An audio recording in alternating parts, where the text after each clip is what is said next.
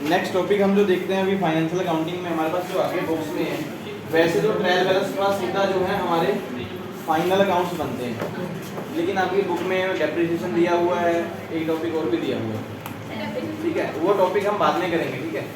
हम सीधा आते हैं फाइनल अकाउंट्स के ऊपर। फाइनल अकाउंट्स क्या होता है हमें पता ही होगा। Final accounts balance sheet mean trading account, profit and loss, balance. जब भी आपका ट्रायल बैलेंस मैच हो जाएगा तो कंपनी अपने फाइनल अकाउंट्स बनाना स्टार्ट करती है। फाइनल अकाउंट्स में सबसे पहले जो हमारे पास बनता है ट्रेडिंग अकाउंट। ट्रेडिंग अकाउंट के बारे में किसी को पता हो कि ट्रेडिंग अकाउंट क्या होता है? कोई डेफिनेशन अगर देना चाहे ट्रेडिंग अकाउंट की? हाँ जी, उसमें ट्रेडिंग अकाउंट की डेफिनेशन आप क्या लिखें? Trading account is a financial statement which give the information about gross profit और gross loss of any business और firm। किसी भी फर्म और बिजनेस का जब हमें ग्रोस प्रॉफिट या फिर ग्रोस लॉस की इंफॉर्मेशन मिलती है, वो जो स्टेटमेंट बनती है उसको हम ट्रेडिंग अकाउंट बोलते हैं। Under the trading account total opening stock, total closing stock, total purchase, total sale, all direct expensive use for calculation. जितना हमारा ओपनिंग स्टॉक होगा, क्लोजिंग स्टॉक होगा, सेल होगी, परचेज होगी, और जो डायरेक्ट खर्चे होते हैं जो बिजनेस में सीधे तौर पे लगते हैं, जैसे कि हम फैक्ट्री के एक्सपेंसेस जैसे आपने बोला, वो सारे खर्चे इसमें डलते हैं, तो हम उसका बैलेंस निकालते हैं, तो हमारे पास निकलता है जो प्रॉफिट या लॉस, वो ग्रोस में आता है। एक्चुअल में नहीं हम बोल सकते एक्चुअल में कंपनी इतना प्रॉफिट या लॉस कमाया, एक बेस लेते हैं जिस पे कंपनी को लगता है कि हाँ एक्चुअल कंपनी अपनी जो बैलेंस शीट वगैरह वो किस बेस पे बना रही है, किस बेस चल रहा है, खर्चे में इनकम में जाएगी या लॉस में जाएगी, वो बेस हमारे पास आ जाता है। तो ट्रेडिंग अकाउंट का आपको ऐसा तो नहीं आएगा पेपर में सिर्फ ट्रेडिंग अकाउंट बनाने के लिए बोला जाएगा, आपको ये कंबाइन नहीं बोला जाएगा कि सारी फाइनेंशियल स्टेटमेंट बना लो। ट्रेडिंग अकाउंट का परफॉर्मा आपके पास पेज पे है, पेज नंबर 109 पे आपको ट्रेडिंग अकाउंट का एक परफॉर्मा मिल जाएगा। ट्रेडिंग अकाउंट का परफॉर्मा सबसे पहले जो हमारे पास आता है ओपनिंग स्टॉक। मे भी शायद अगर किसी को नहीं पता तो मैं यहाँ पर बना भी देता हूँ।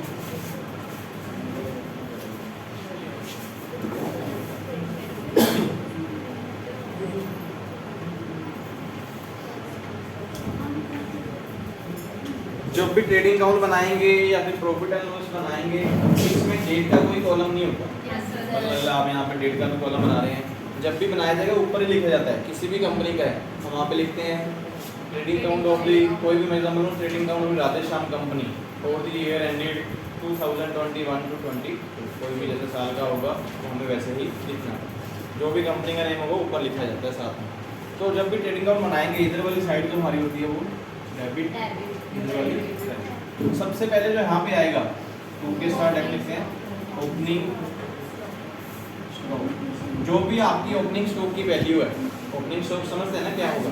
ओपनिंग स्टॉक होता है जो कंपनी के पिछले साल का सामान जो बचा हुआ है वो अगले साल में ओपनिंग है, वो आप यहाँ पर लिखते हैं। जो भी आपकी बुक्स में, मतलब कि अगर आपने ट्रायल बैलेंस बनाया है, ट्रायल बैलेंस में भी ओपनिंग स्टॉक आता है, ओपनिंग स्टॉक आपको उसमें लिखना होता है। ट्रायल बैलेंस में अगर आपका डेबिट साइड में है तो वो जब भी कोई फाइनेंशियल स्टेटमेंट बना रहे हैं, जो चीज ट्रायल बैलेंस में डेबिट लिखा हुआ है वहाँ पे क्या हो गया, वो इकोनॉमिक्स।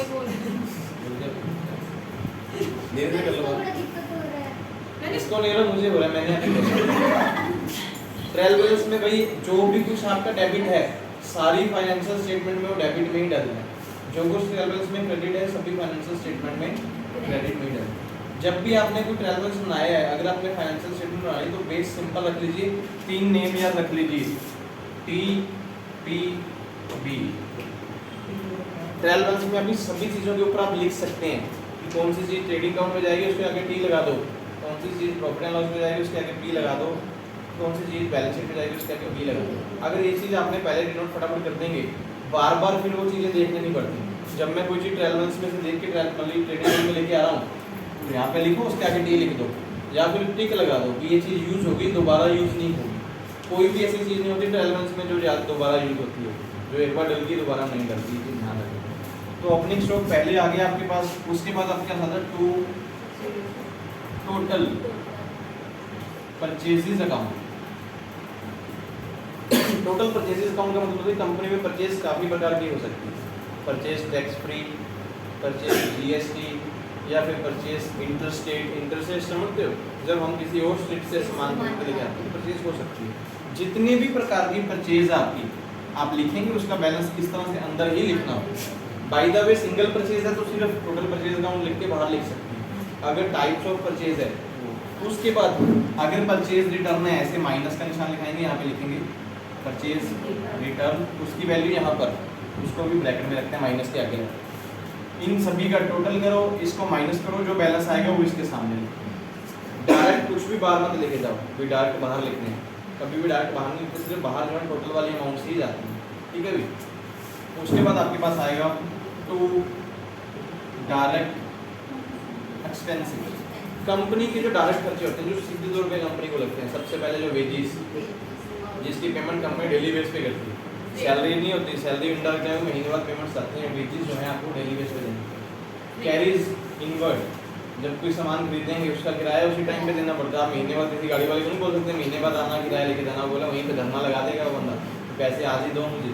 तो उसके अलावा फैक्ट्री एक्सपेंसिव, फैक्ट्री की इंश्योरेंस करवा रहे हो, फैक्ट्री की बिल्डिंग की रेनोवेशन करवा रहे हो, ऑयल एंड लुब्रिकेंट्स, ऐसे कोई खर्चे आपके पास बहुत सारे दिए हुए इन्होंने जो डेली बेस पे हमें करने पड़ते हैं। काफ़ी करके इन्होंने लिखे हैं आपके पास एग्जांपल, कस्टम ड्यूटी, उसके बाद factory expensive, gas, water, royalty, cargo expensive, shipping expensive, import duty, custom duty, export duty, कोई भी ऐसी ड्यूटीज आपके पास टैक्स बेस पे लग रही हैं वो सारे के सारे खर्चे आप यहाँ पर लिख दो, इधर नीचे लिखोगे, उनका बैलेंस यहाँ लिखोगे, टोटल करोगे डायरेक्ट एक्सपेंसिव के सामने बाहर लिख दो, मतलब जो हेडिंग है उसके सामने ही बाहर लिखने वाले।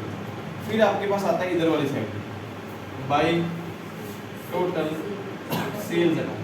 सेम जैसे परचेज भी टाइप डिफरेंट टाइप्स की होती है, सेल भी वैसी होती है, सेल टैक्स फ्री भी हो सकती है, सेल जीएसटी भी हो सकती है, सेल इंटरस्टेट भी हो सकती है। सारी सेल्स आप यहाँ लिखोगे, उनका बैलेंस भी यहाँ लिखने वाले हो। अगर सेल रिटर्न है तो माइनस लगा के यहाँ पर सेल रिटर्न माइनस में उसकी वैल्यू लिखते हैं, प्लस करो माइनस करके जो बैलेंस आएगा ऊपर लिख दो। लास्ट में एक चीज़ इसमें आती है by closing stock. Closing stock आपकी बुक्स में आपको मिल जाता है, नहीं होता तो हमें बुक्स में से, वैसे अगर कंप्यूटर में काम कर रहे हैं तो आता ही रहता है, इतना सामान आया इतना बिक गया वो आता ही रहता है। अदरवाइज कुछ कंपनी वाले खुद निकालते हैं क्लोजिंग स्टॉक, तो हमें जो भी क्लोजिंग स्टॉक की वैल्यू होगी यहाँ पर लिखनी। जब आपने सारा काम कर लिया, ये दोनों साइड कभी भी बराबर नहीं होती। मैं एग्जांपल के तौर पे बताऊं, मेरे पास ओपनिंग स्टॉक 100 रुपये का है, मैं एग्जांपल ही ले रहा हूँ सिर्फ। परचेज जो मेरे पास आई है वो परचेज मैंने जो की है वो 200 की कर ली, जो मेरे डायरेक्ट एक्सपेंस है वो 50 के हैं, इतने महंगे नहीं। ठीक है भाई, तुम तो लुटवाओगे कंपनी को, तो भाई इतने हमारे लिख लिया, इसका टोटल हमारे पास आ रहा है 200, 300, 350। जब सेल की बात की तो सेल मेरी 250 की हुई, क्लोजिंग स्टॉक जो मेरे पास बचा वो सारा बचा 200 का ही लगा लेता हूँ एग्जांपल तौर पे बता, ठीक है। हमने जब टोटल किया तो इधर मेरे पास टोटल आ गया 450, इधर आ गया 350। अगर आपकी जो साइड ज़्यादा है वो बैलेंस आपको दोनों साइड लिखना, यहाँ पर 450 लिखेंगे।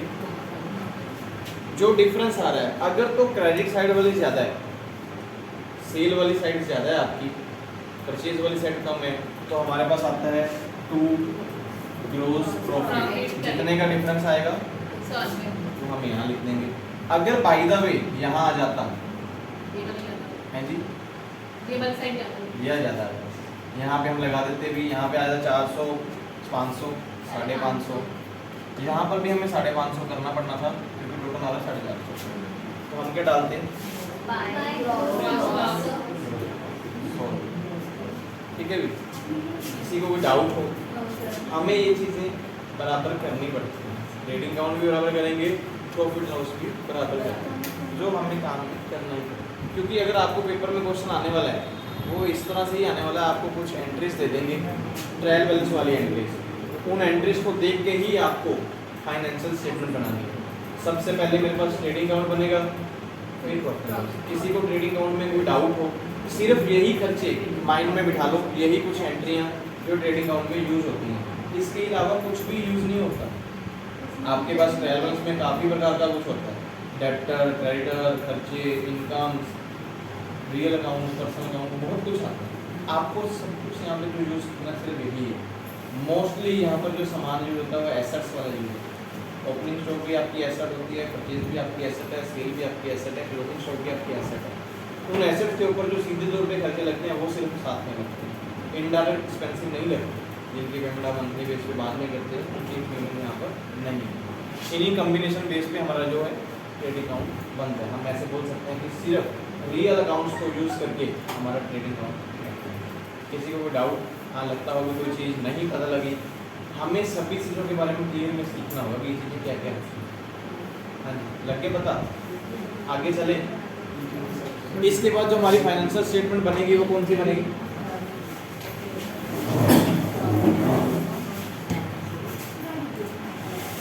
इसके बाद जो हमारी सेकंड फाइनेंशियल स्टेटमेंट बनती है वो होती है P&L, प्रॉफिट एंड लॉस। इसकी डेफिनेशन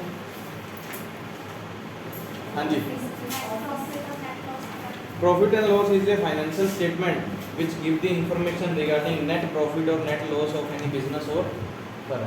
किसी भी कंपनी का जब कंपनी फिर बिजनेस का नेट एक्चुअल में प्रॉफिट क्या आया या एक्चुअल में लॉस क्या आया, वो चीज़ चेक करने की जो स्टेटमेंट बनाई जाती है वो हमारी प्रॉफिट एंड लॉस होती है।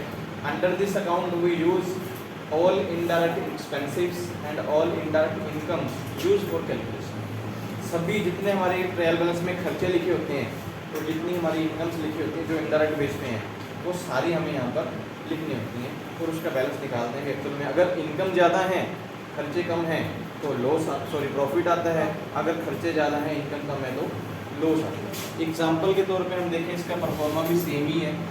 Particulars amount, particulars amount same आता है, इधर डेबिट।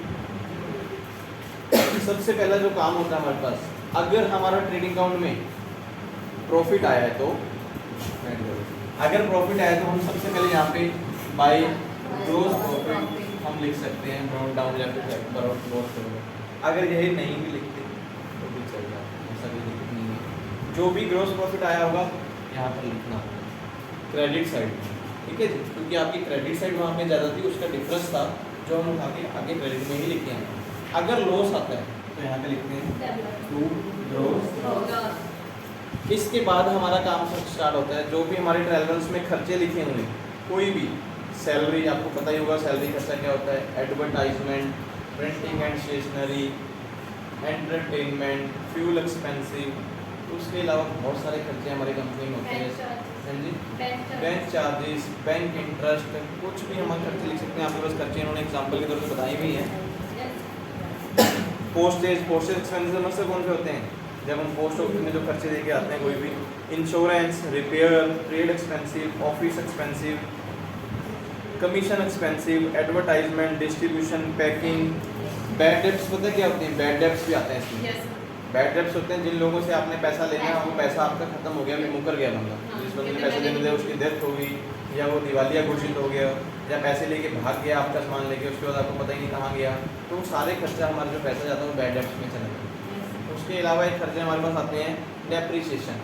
डेप्रिसिएशन भी खर्चा होता है जो हमारे फिक्स एसेट के ऊपर लगता है, या परमानेंट डिक्रीजिंग की value fix asset known as depreciation. Fix asset की जितनी वैल्यू आप हर साल कम करोगे वो डेप्रिसिएशन, वो भी खर्चा यहीं पर ही शो होगा। जितने भी आपके खर्चे हैं लिखते चले जाइए, उनका बैलेंस लिखते जाइए, आप डायरेक्ट लिख सकते हैं बारले बेस।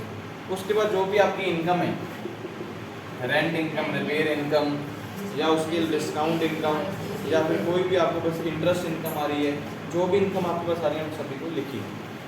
जितनी आपकी इनकम है, एग्जाम्पल के तौर पर बोलूँ भी, आपकी इनकम होगी 400 रुपये की, खर्चे जो हो रहे हैं वो 300 के, तो आपका क्या होगा, ये ज़्यादा है ये कम है, तो यहाँ पे 400 लिखेंगे, यहाँ लिख देंगे टू नेट प्रॉफिट। अगर खर्चे हो जाए 500 के, इनकम हो रही है 400 की, तो आएगा बाय नेट प्रॉफिट। ठीक है भाई, किसी को कोई डिफरेंस लगता हो, डाउट इस चीज़ में?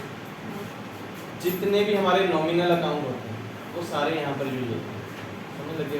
जितने भी हमारे नॉमिनल अकाउंट होंगे वो यहाँ पर, एसेट वाले खाते हमारे यूज होते हैं ट्रेडिंग अकाउंट में, नॉमिनल अकाउंट्स होते हैं, नॉमिनल अकाउंट में जितने एक्सपेंसिव और इनकम, वो सारे आपके प्रॉफिट एंड लॉस में आते हैं। लास्ट में जो एक फाइनेंशियल स्टेटमेंट हमारी बनती है बैलेंस शीट।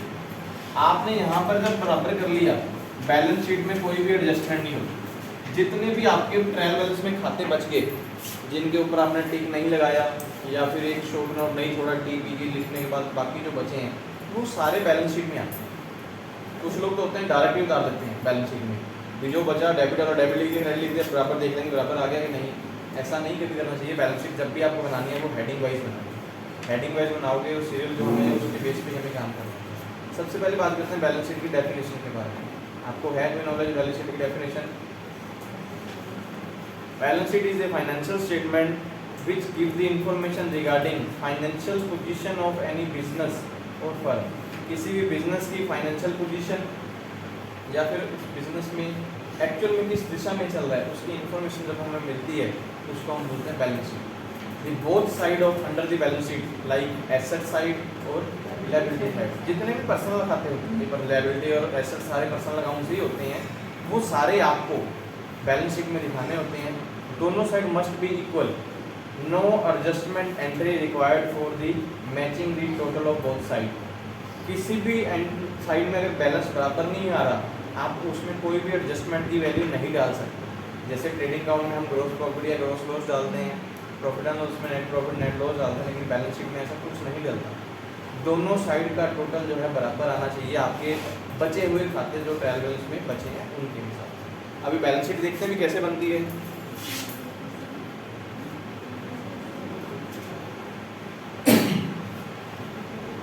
बैलेंस शीट जब भी बनाएंगे यहाँ पर आपके कुछ लोग लिखते हैं लायबिलिटी, उलट साइड हो जाती है हमेशा। लायबिलिटी हमारी क्रेडिट साइड होती है, तो लायबिलिटीज इस साइड दिखाई जाती हैं, एसेट्स दूसरी साइड जो हमारे पास आती है ये भी हम अमाउंट इसको डेबिट भी लिख सकते हैं। सबसे पहले लायबिलिटी में चलते हैं। लायबिलिटी में क्या क्या आता है? यहाँ पे आता है कैपिटल अकाउंट का बैलेंस कभी भी डायरेक्ट बाहर नहीं लिखते। कैपिटल कंपनी में एक से ज़्यादा पर्सन की भी हो सकती है। अगर मान लो सिंगल पर्सन है तो उसका नाम आएगा। एग्जांपल में बोल दूँ भी राम है, राम का नाम लिखोगे उसका जो बैलेंस है यहाँ लिखोगे। अगर बाई द वे कैपिटल में ऐसा होगी आपके पास दो से ज़्यादा पर्सन, 2 पर्सन है, 3 पर्सन है, 4 पर्सन है, कोई भी हम लिख सकते हैं, राम श्याम जो भी हमारे सबके आप नाम लिखोगे। जो जो उनका बैलेंस शो हो रहा है ट्रायल बैलेंस में आपका वो बैलेंस आप लिखने वाले इस साइड में। उसके बाद आपका काम जो होता है वो होता है कि प्रॉफिट, जो आपको प्रॉफिट आया कंपनी से, कौन सा प्रॉफिट आया जो आपने प्रॉफिट एंड लॉस में बनाया है वो यहाँ पर हम लिखते हैं, प्लस प्रॉफिट। जो भी प्रॉफिट होगा यहाँ पे उसकी वैल्यू लिखी जाएगी। अगर लॉस आया है तो माइनस लॉस यहाँ पर लिखा जाएगा, उसका माइनस में रखते हैं। अगर पार्टनर की ड्राइंग है, ड्राइंग समझते हैं, ड्राइंग का मतलब किस प्रकार की उसने जो पैसे वो बिजनेस में से लेके गया हो। कुछ लोग तो होते हैं पहले ही कैपिटल से माइनस करते रहते हैं, कुछ लोग होते हैं कि उसकी कैपिटल में से बाद में माइनस करते हैं, उसको ड्राइंग काउंट कर लेते हैं। तो अगर ड्राइंग है तो यहाँ पे लिखेंगे माइनस ड्राइंग, यहाँ पर जो वैल्यू है वो इसमें लिखेंगे। इन सभी चीज़ों का प्लस माइनस करना ही होगा, जो बैलेंस बचेगा वो आपको यहाँ लिखेंगे। ठीक है, पिछले जो आपने प्रॉफिट लॉस में प्रॉफिट बनाया वो भी ऐड होगा, अगर लॉस है तो माइनस होगा, जो ड्राइंग है वो माइनस होगी, कैपिटल की वैल्यू जो कम बढ़ती होगी आप यहाँ पर लिखेंगे। इसके बाद जो आपके पास हेडिंग आता है loan and liability account. Loan and liability का मतलब क्या होगा? अगर आपने किसी से लोन लिया हुआ है और उसके पैसे देने, आपके ट्रायल बैलेंस में क्रेडिट साइड में ही ये खाते मिलेंगे। अगर कोई खाते हैं तो उसका बैलेंस आप लिख सकते हैं, नहीं है तो ब्लैंक भी छोड़ देंगे, ऐसे लाइन लगा के भी है नहीं इसका कोई अकाउंट। कई बार किसी बैंक का लोन होता है, बैंक से लोन लिया हुआ, उसके बैंक का नाम लिखना होता है, बैंक लोन अकाउंट हम वहाँ पे लिखते हैं उसके। फिर हमारे पास आता है क्रेडिटर्स। सन्ड्री क्रेडिटर्स कौन होते हैं? जिनसे हमने सामान खरीदा होता है, वो क्रेडिटर होते हैं जिसके पैसे हमने देने होते हैं फ्यूचर में जब भी आप पैसे दोगे। उन सभी पर्सन के नाम लिखोगे, उनके अमाउंट लिखोगे, टोटल करोगे, इस हेडिंग के सामने लिख दोगे। अगर सिंगल पर्सन है, नाम नहीं है, सन्ड्री क्रेडिटर लिखो, उसके आगे लिखोगे। ये वैसे कंपनीज में नहीं होते, 4, 5, 10, 12 कुछ भी नाम होंगे, सबके नाम लिखे जाते हैं। लिखने के बाद वहाँ पर उसके बाद मेरे पास आते हैं current liabilities account. Current liability मतलब कि जिसका पैसा आप विद इन कुछ टाइम में पे कर देंगे। ये जो ऊपर वाली लायबिलिटी है capital loan and liability long term होती है, सन्ड्री क्रेडिटर और करंट लायबिलिटी शॉर्ट टर्म होती है, कुछ टाइम में पैसा देना होता है, विद इन 1 ईयर आपको खत्म करना होता है, वैसे तो एक महीने में ही खत्म हो जाता है पैसा। करंट लायबिलिटी में हम बोल सकते हैं कि ऑल पेबल्स अकाउंट। पेबल समझते हो, जिस खाते के पीछे आपका पेबल लिखा आ गया, जिसकी पेमेंट आपने बाद में करनी है, salary payable, rent payable, electricity payable, insurance payable, कोई भी खर्चा जिसके आगे आपने पेबल लिखा है और आपके ट्रायल बैलेंस में क्रेडिट साइड में शो हो रहा है, तो उसका नाम लिखेंगे। ऑल पेबल नहीं लिखना, उसका नाम लिखते हैं, मतलब रेंट पेबल लिख के उसका बैलेंस यहाँ पे। इसके अलावा कोई भी आपका ऐसा खर्चा जो आपका कोई एक्चुअली खर्चा बोलो, कोई भी अमाउंट जो क्रेडिट साइड में शो हो रही है, मैं एग्जांपल बोलूँ टैक्स की अमाउंट हम यहाँ पे लिख सकते हैं, जैसे कि CGST SGST, अगर वो क्रेडिट में है तो यहाँ लिख दीजिए, ड्यूटीज एंड टैक्सेस जिसको बोल रहे हैं। इसके अलावा कोई भी ऐसी आपको लगती हुई एंट्री है जो हमारी ट्रायल बैलेंस में बच गई है, तो किसी हेडिंग में नहीं गई, उसको भी आप यहाँ पर लिख सकते हैं। जैसे एग्जांपल आता है कि बैंक ओवरड्राफ्ट, वैसे हमेशा बैंक का बैलेंस डेबिट साइड होता है, अगर ओवरड्राफ्ट होगा आपने बैंक के पैसे देने हैं, बैंक का यूज़ किया होगा इस साइड में, यहाँ पर लिखिए, टोटल कीजिए, यहाँ पर लिख दीजिए। अपने ट्रायल बैलेंस को चेक कर लो कि कोई भी क्रेडिट वाली एंट्री ऐसी बची तो नहीं जिसका टोटल नहीं हुआ या नहीं यूज़ की, अगर रह गई तो लिख के यहाँ पे टोटल में लगा सकते। इस साइड का टोटल कर दीजिए, जो टोटल यहाँ आ गया वो दूसरी साइड में भी आना चाहिए, मैच होगा, क्योंकि ऐसा नहीं है कि कंडीशन मैच ना हो। अगर मैच नहीं हो रहा तो आप पीछे कोई गड़बड़ करते हैं, जो पहले 2 फाइनेंशियल स्टेटमेंट बनाई है उसमें गड़बड़। सबसे पहले इसमें आती हैं fix asset account. Fix asset कौन से होती हैं? जो हम बिजनेस से काम के लिए यूज़ करते हैं, जैसे कि scooter, car, AC, generator, refrigerator, plant, machinery, ये सारी फिक्स एसेट होती है। जो भी फिक्स एसेट होंगी आप यहाँ पर लिखेंगे। फिक्स एसेट में आपने डेप्रिसिएशन भी लगाई होती है, अगर वो डेप्रिसिएशन है तो इसमें से माइनस करें, ठीक है जी। यहाँ पे मैं लिख देता हूँ माइनस, जो भी डेप्रिसिएशन है वो माइनस करके जो फिक्स एसेट होगी उसकी वैल्यू हेडिंग के सामने लिख दीजिए। अगला हेडिंग आपके पास आएगा लोन एंड एडवांस अकाउंट। वहाँ पे लोन एंड लायबिलिटी था, यहाँ पे लोन एंड एडवांस। अगर आपने किसी को एडवांस पैसे दिए हुए हैं या किसी को लोन दिया हुआ है, उस पर्सन के नाम, उसका बैलेंस बाहर लिख देंगे। फिर हमारे पास आता है सन्ड्री डेब्टर्स अकाउंट। डेब्टर्स कौन से होते हैं? वो पर्सन जिनको हमने उधार पे सामान बेचा होता है। जब इस साइड की बात करेंगे आपकी बैलेंस शीट का debit side, sorry balance sheet बोलना, आपका ट्रायल बैलेंस का डेबिट साइड ही यूज होगा। जो ट्रायल बैलेंस में डेबिट साइड में डेब्टर लिखे हुए जिसके पर्सन के नाम, राम, श्याम, मोहन, गीता, सीता, जिसको उधार में सामान बेचा है, उन सबके नाम लिखिए, उनका बैलेंस लिखिए, टोटल करके डेब्टर के बाहर लिख सकते हैं। फिर हमारे पास आती है करंट एसेट। हेडिंग इसका बनता है current asset account. Current asset जो मतलब सबसे पहले इसमें आता है कैश, बैंक, हमेशा बैंक का बैलेंस डेबिट साइड में आ रहा होता है सब लोगों का, तो बैंक का बैलेंस, क्लोजिंग स्टॉक, प्लीज हमेशा लिखना होता है ये चीज़। क्लोजिंग स्टॉक आपका ट्रायल बैलेंस ट्रेडिंग अकाउंट में भी यूज होगा और बैलेंस में। क्लोजिंग स्टॉक आपका कभी भी ट्रायल बैलेंस में नहीं होता, इसे ध्यान रखें। क्लोजिंग स्टॉक निकालना होता है सब लोगों को, जो ट्रेडिंग अकाउंट में यूज होगा यहाँ पर भी यूज होता है। उसके अलावा अगर आपके पास कोई भी आपको ऐसी चीज़ लगती है कि हमारी balance sheet sorry trial balance में पड़ी है, वो डेबिट साइड में, मैं एग्जांपल बोलूँ ऑल प्रीपेड एक्सपेंसिव। प्रीपेड समझते हो?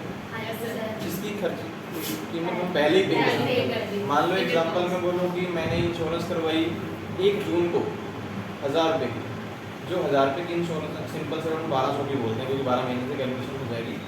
12 महीने के लिए 1000 का इंश्योरेंस होती है। इंश्योरेंस अप्रैल जून में कराना है तो अगले साल मई तक चलेगी।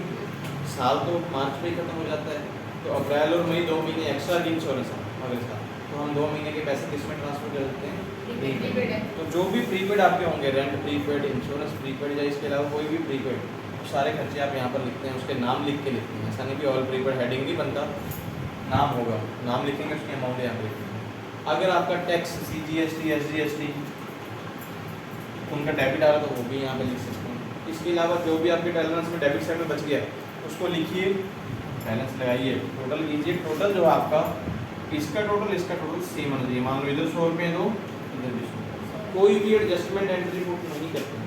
बैलेंस बराबर नहीं आ रहा, हम लिखते हैं कि balance to balance carry down या टू बैलेंस कैरी फॉरवर्ड डाल दें, ऐसा कुछ नहीं हो सकता। बाय बैलेंस नहीं डाल सकते, दोनों साइड आपको बराबर दिखानी ही होगी।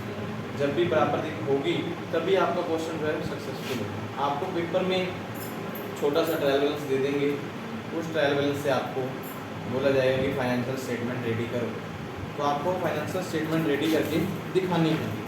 कई बार ऐसी कंडीशन आती है कि आपको एडजस्टमेंट एंट्रियाँ भी बोल देते हैं कि एडजस्टमेंट एंट्री के साथ भी काम करो,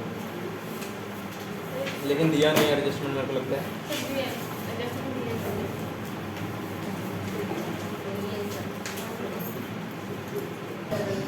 चलिए आज वापस ये सभी स्टेटमेंट के दोबारा हमें पता लग गया, अभी ये 3 स्टेटमेंट बनती हैं। बहुत सारे लोग, मैंने वैसे कल क्लास में नोट किया, अभी काफ़ी लोगों को ये चीज़ें क्लियर नहीं है कि होती क्या है। जो अकाउंट्स में मेन बेसिक टर्म्स होते हैं, जब बेसिक जो अकाउंट्स होते हैं उनको क्या कहा जाता है, ना तो हमें डेफिनेशन के बारे में काफ़ी लोगों को क्लियर है। काफ़ी लोगों को ऐसा है कि डेबिट और क्रेडिट के बारे में अभी तक नहीं पता कि ये डेबिट में होती है क्रेडिट में होती है। सबसे पहले अगर हम बेसिक अकाउंट्स के टर्म्स के बारे में बात करें, सबसे पहले हमारे पास कैपिटल आती है। क्या होती है कैपिटल? ओनर फंड है ना, ऐसे ही बोल सकते हैं। Owner fund being used in the business known as a capital. Capital उसको बोलते हैं जब किसी ओनर का पैसा बिजनेस में लगाया जाता है, तो हमेशा किस साइड में होती है? ये चीज़ आपको याद रखनी होगी कि क्रेडिट साइड में होती है। तभी जाके आप लोग जो अपना ट्रायल बैलेंस या फिर अदर स्टेटमेंट जो कंप्लीट कर पाएंगे, अगर आपको डेबिट एंड क्रेडिट पता हो। कैपिटल के बाद हमारे पास आती है लायबिलिटी। लायबिलिटी क्या होती है? लायबिलिटी खर्चे होते हैं।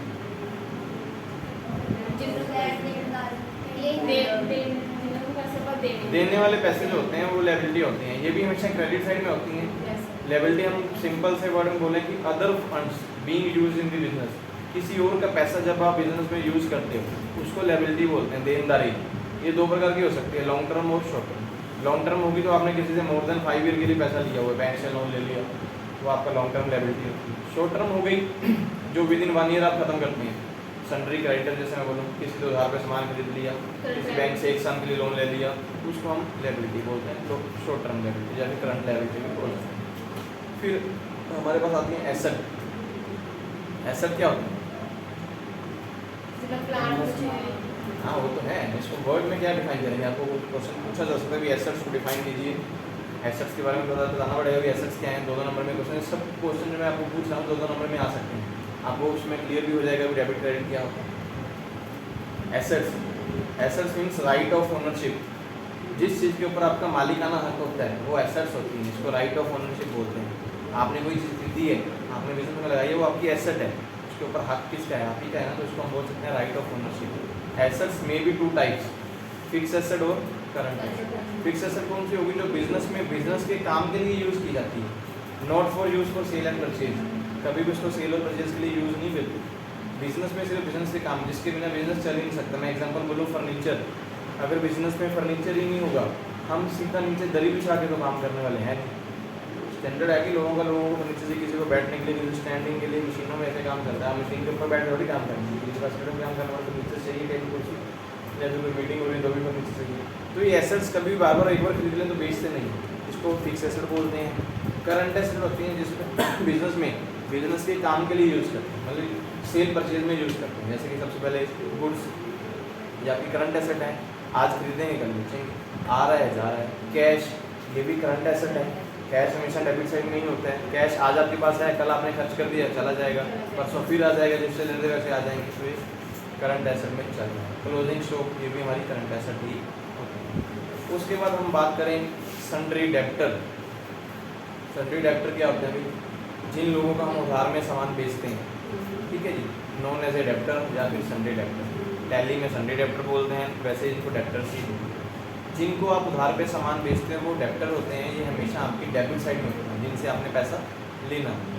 इसके बाद हमारे पास होते हैं क्रेडिटर। क्रेडिटर होते हैं जिनसे हमने सामान खरीदा होता है, जिसकी पेमेंट हमने कुछ टाइम में देनी होती है, ये हमेशा हमारी क्रेडिट साइड में शो। उसके बाद हमारे पास आते हैं incomes, value of the services used by the business. जितनी भी सर्विसेज बिजनेस यूज़ करते हैं, तो भी बिजनेस में हम ये सर्विसेज ही होती हैं। कोई आप सैलरी दे रहे हैं, रेंट दे रहे हैं, इलेक्ट्रिसिटी का पैसा दे रहे हैं, जो भी आप खर्चे कर रहे हैं, कोई एंटरटेनमेंट, चाय कॉफ़ी पी रहे हैं, ये सर्विसेज ही हैं, हम यूज़ करते हैं, इसके पैसे देते हैं। तो जो भी कंपनी में ऐसे भी खर्चे जो भी होंगे वो सारे आपके एक्सपेंसिव माने जाते हैं। ये हमेशा आपके बिजनेस में डेबिट साइड में करते हैं जो भी खर्चे। इसके बाद हमारे पास आती है incomes. Value of the services earn by the business. Earn समझते हो ना, जब बिजनेस सर्विसेज दे के पैसे कमाता है, पहले आप सर्विसेज यूज़ कर रहे हो, पैसे दे रहे हो तो खर्चे हैं। जब पैसे कमा रहे हो आप सर्विसेज दे, किसी का रिपेयर इनकम का काम हो गया, किसी का डिस्काउंट का पैसा हो गया, किसी का रेंट इनकम का हो गया, जो भी इनकम्स होंगी ये सारी आपकी इनकम्स मानी जाती हैं। ये हमेशा बिजनेस में क्रेडिट साइड में ही शो। उसके अलावा हम बोले परचेज।